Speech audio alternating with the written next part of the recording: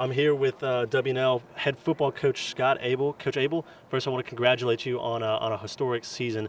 I want to ask you though, what is the biggest difference between this year's undefeated 10-0 team and last year's 2-8 squad? Well, I think there's some noticeable differences. I think the first is our experience. We returned so many players from last year. We were filled a roster full of youth. Played a lot of freshmen and sophomores and some first-year players. And this year, they've all come back and focused and a year stronger from the weight room and a year better and a year more experienced. And here we sit 10-0. Last year we were closer than what people thought. I mean, we weren't a 2-8 team. I mean, we had the lead or tied in 4 of our losses in the fourth quarter, and we just quite couldn't finish because of our youthfulness. And so that's the first thing. The second thing, we've avoided some major injuries. We've had some injuries, and we've played without some people. Won some games with our starting quarterback, and but for the big picture, injuries haven't been devastating to us this year as maybe they have some of the previous years. Mm-hmm.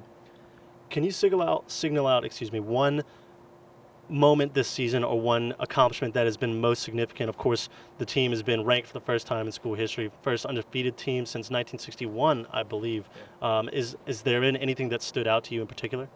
The thing for me is coaching this, guys. I think we've had great leadership.